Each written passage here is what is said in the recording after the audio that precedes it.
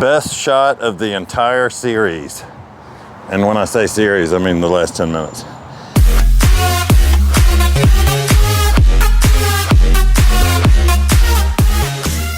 It's Sunday morning. I don't go to church. I'd rather listen to Moe Norman for an hour than I would listen to any kind of preacher. So I did that. I listened to one of Moe Norman's videos this morning where it's him talking and not hitting balls. That is one of the most inspirational people that I swear I have ever seen. Okay, his golf swing is not really what I feel like you should be keying into. It is his mentality. But if you watch, you know, what's interesting is that his error is up and down, not left and right. I mean, can you imagine that? If your only error on the golf course was height, not width. Makes the game a lot easier.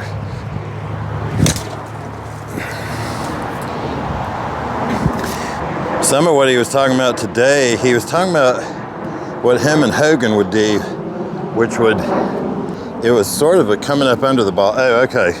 The right shoulder staying under the chin.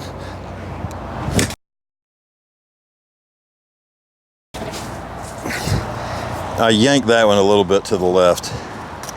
Another thing he talked about was steering the ball. So, no need to steer it. Just hit it.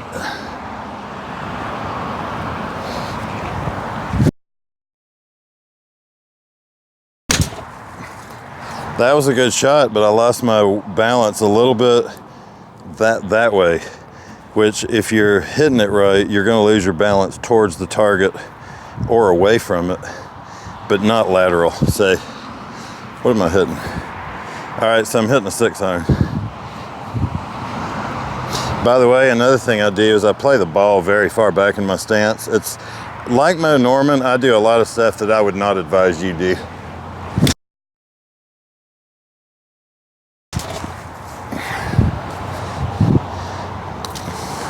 Not a great hit. So I don't want to get too mechanical here, but another thing is that if you notice, he's talking about modern golf finishing like that, where your club is not pointing down the target line. And of course his is like that, where the end of the club is pointing at the target line. So once you start pointing everything to the target, it's easier to hit it to the target. Okay, so let's see what else is going towards the target. So instead of going around the course, he's going through it. So the end of his club is pointing at the target. As he moves through the ball, his right knee is not pointing at the ball as he's coming through, which would be pointing that way, away from the target. His right knee gets tucked in actually behind and even further back than his left knee. I don't do it that way every time, but if you watch him, his knee goes to the target, not that way.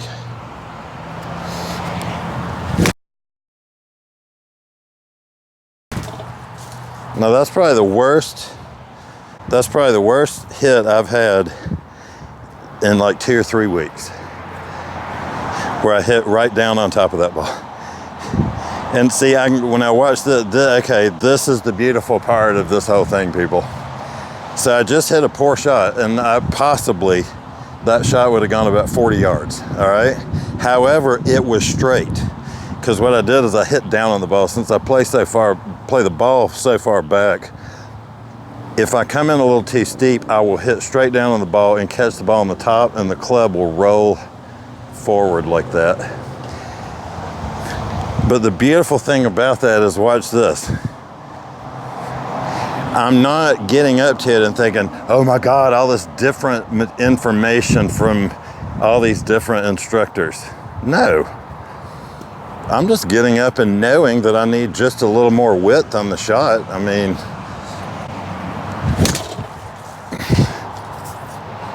Now, basically what I just did is hit my first shot 40 yards, then I hit my second shot, awesome. My second shot's on the green.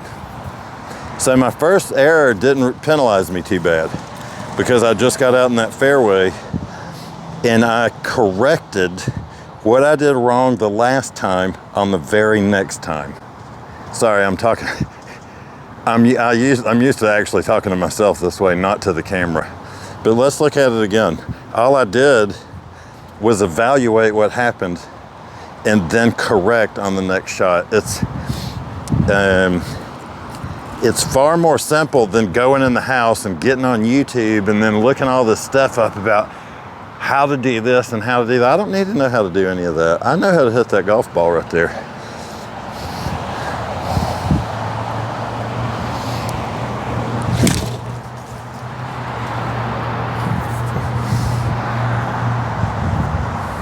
Anybody question whether I know how to hit that ball? So, okay, one of the things that I was going to talk about is if Moe Norman says that going from the practice tee to the first tee is the... Now, did you see that? Look at that. The balance, my left foot slipped towards the target. That was a terrible shot. So, we get to do it again.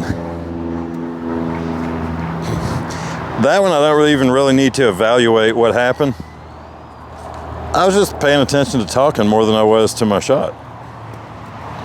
So this time I'm going to hit a shot like I was at the golf course. So what I'm doing here is I'm basically just figuring out where my target is. Then I'm drawing a line from the ball to where the target is straight. I'm not playing a fade and I'm not playing a hook. I am going straight at the flag. So it's about right there. So then I'm gonna look up here about 3 feet and I'm gonna pick a target. An acorn, a leaf, a branch, a root, but I'm going to pick a target. So in this case, there's a leaf right here, okay? So now my entire setup is gonna be predicated on that leaf.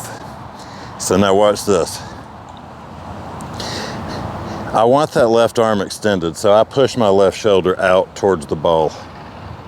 So my shoulders probably look like they're very close to the ball, okay? Then I set my club face the way I like it, which is pretty close looking. So now I'm gonna rotate my setup around until the club face is pointing at that leaf squarely like that.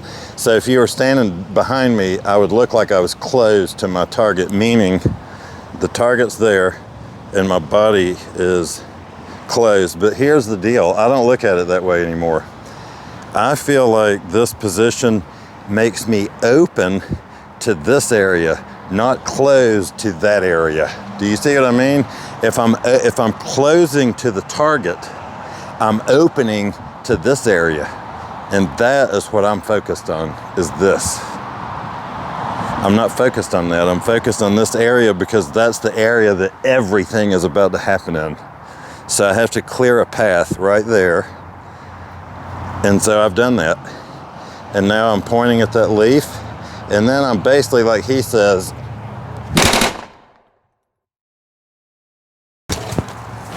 gonna just fire.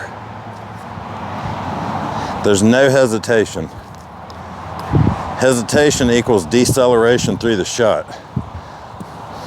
All right, how about this for a video? Here's what professional golfers know that you don't know. Number one, they understand how the golf ball functions. You may think it's just a golf ball. That golf ball has a number attached to it. I have no clue what these are. These are just all different kinds of balls. So therefore, my practice here is not as good as it could be because this ball may take 90-mile-per-hour club head to compress it. That one may take 80, that one may take 70, and that one may take 100. So let's say you're playing with a Pro V1. That's your first mistake because you're probably a golfer that's hitting the ball at a lower mile per hour than the ball requires. Do you understand this? If I'm hitting this ball and it is an 80 compression golf ball, then I must be swinging at 80 miles per hour in order to compress the golf ball further. Sorry, in order to it's hard to seem serious when you can't talk.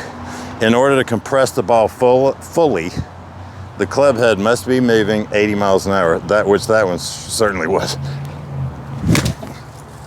Now that one might have been, but I put a smiley face on it. My arrow seems to be thin. So let's compress the golf ball.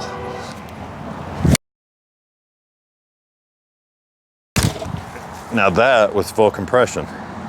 That's what they know that you don't. They understand golf ball compression. If you ask a professional golfer what the most important club in his bag is, you know what he's gonna tell you? The little white ball. He's like, I can hit it with any clubs, but I refuse to hit with just any golf ball. It's what makes me different than them. I'm sitting here, a professional golfer would never do this. This is a bad example.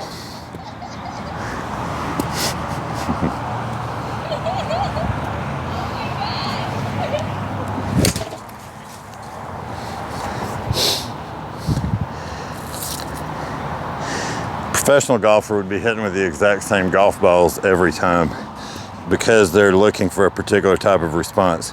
But what they know that you don't is that the golf ball has to be fully compressed in order to get maximum distance. So if you're an average golfer, what you should do is you should go look for yourself like an 80, which would be like okay, if you're a man, don't worry about playing with ladies' balls, that's fine. By the way, if you don't play golf much and you take that one piece of advice, you'll thank me. The advice to go play a ladies' ball. Because you can fully compress a ladies' ball. Here's the problem with a ladies' ball and a guy who hits the ball like I do, or a lady. The problem is if your ball is a 70 compression ball and you're hitting with 90 miles per hour, you're wasting energy. It's a waste of your energy. That's the best one I've hit in this series so far. So do yourself a favor, people. Do some homework on golf ball compression. Okay, now follow me here. Most of these teachers are telling you to get to swing at 80%. Screw that. Don't listen to them. That's terrible advice. Why? Because in the very next breath, they're going to be telling you to accelerate through the shot. How the hell am I supposed to swing at 80% and and then install that in my mentality and then not decelerate?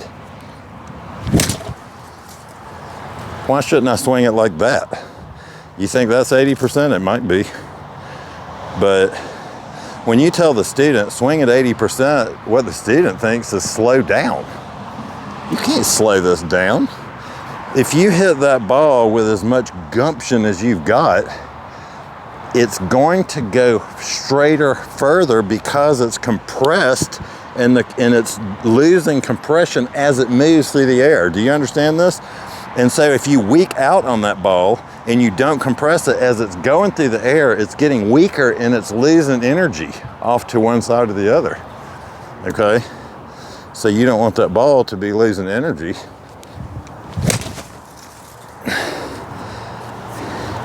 You want it to lose energy in the appropriate way, which is as it's moving straight to the target, it is losing energy behind it, just like a jet airplane.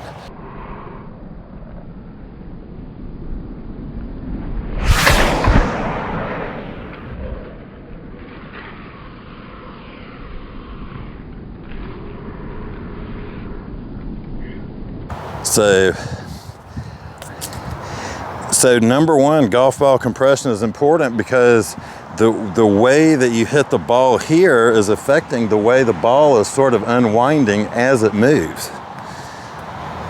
Why do you think Moe Norman is so good at what he does? Do you know the answer? It's because he stands around and does this exact thing. he evaluates every little nitpicky thing about what's happening.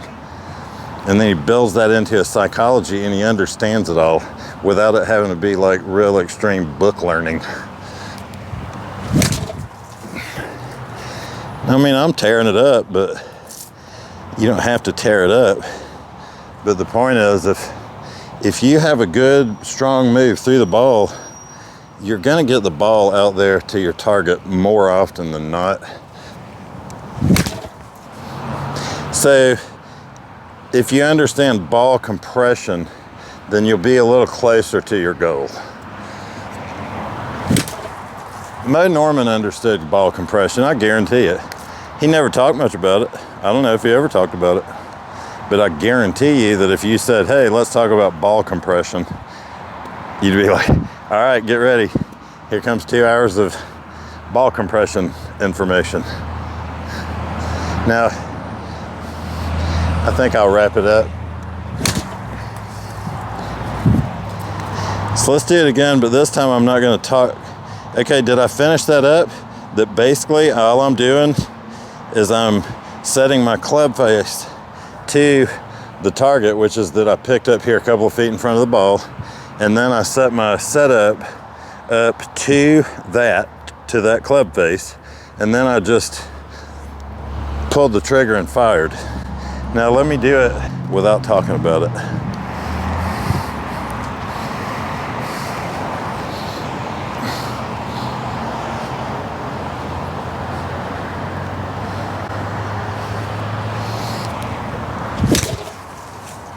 Best shot of the entire series.